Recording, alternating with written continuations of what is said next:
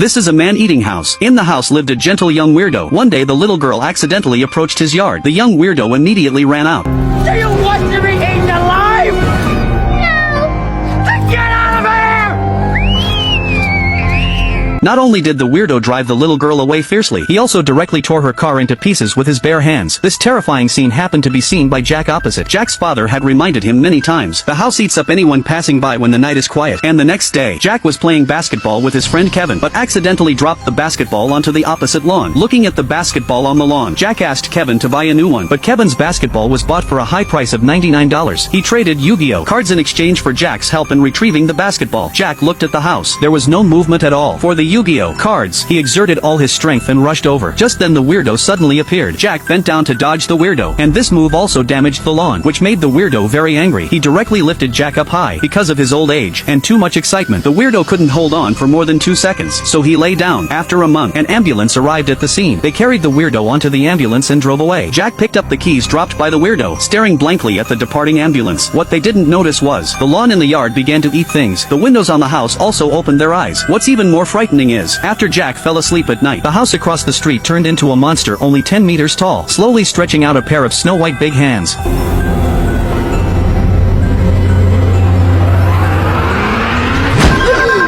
Jack and Kevin arrived at the man-eating house in the middle of the night. Kevin wanted to retrieve his basketball. He simply didn't believe that the house would eat people. Jack kept advising Kevin. Kevin walked to the house without any worries, and rang the doorbell. When the doorbell rang, the door of the house opened mysteriously.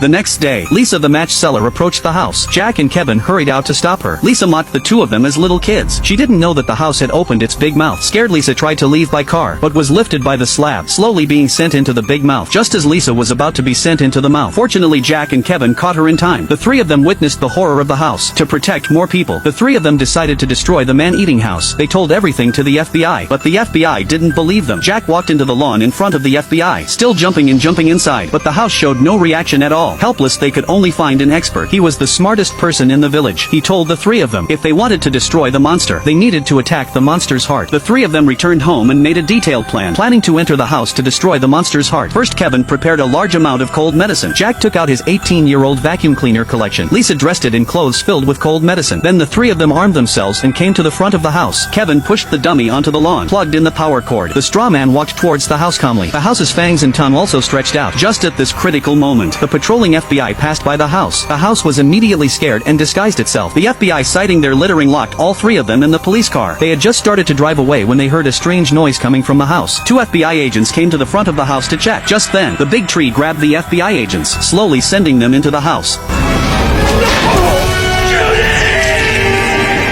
This house not only eats people, it can also swallow entire cars. When the three were swallowed by the house, but they were not panicking at all, because they were here to destroy this weird house. Just a few steps away, they found several basketballs hanging from the ceiling. They quickly shot at them with water guns, but the ground suddenly cracked open. A lot of water spurted out. Then a spotlight turned on. They hid in the corner to avoid the spotlight. Careless Lisa discovered something. At the entrance were a mouth and teeth. The carpet was a tongue, and hanging were small tongues. It wasn't the brain of a house. They had just taken a few steps when they fell into a deep pit. This was the house's warehouse, full of all kinds of toys. Jack found a wooden cage, locked tightly with a big lock. Jack took out the key and opened the door. Inside they found a weird body. The body was sealed with cement all over. Jack was about to examine it carefully, but accidentally fell to the ground, just lightly touching his nose. The cement cracked and turned into a skeleton. At this moment, the house discovered it had been invaded. It used a spring to grab Kevin and pulled him out. Lisa also didn't escape the chimney's attack. Jack hurried upstairs. Seeing Kevin about to be sucked into the stomach, he reached out to grab him, but was rolled up by the tongue. Lisa hurriedly climbed the stairs and grabbed the small tongue fiercely, but she also fell in. At this moment, the house spat out 60 years of thick phlegm. The three of them were lucky to escape. Just as they were discussing how to destroy the house monster, the owner of the house, the weird old man, came back. The weird old man told them the secret of the house. It turned out that the body in the dungeon was the weird old man's wife. Because his wife was too large, she was often mocked by others. So the weird old man brought his wife here to build the house, wanting to live a secluded life. But his wife accidentally fell into the foundation, and the cement happened to pour down. Although the house was built, but his wife was buried under the house, and she merged with the house as a result. As long as someone passed by the house would eat them without hesitation. For so many years the weird old man's actions were all to protect the people around. At this moment the house suddenly began to transform. The big tree turned into the house's big hand. The windows turned into the house's eyes. She crawled towards them step by step. They struggled to climb into the construction site. The weird old man threw bricks at the house, hoping it would stop eating people. She roared angrily at the weird old man. At this moment Kevin drove out with a bulldozer, pushed the house into the construction site pit. Jack climbed up the iron tower, caught the rope and caught the dynamite thrown by Lisa, waited for the right moment and threw it into the chimney of the house.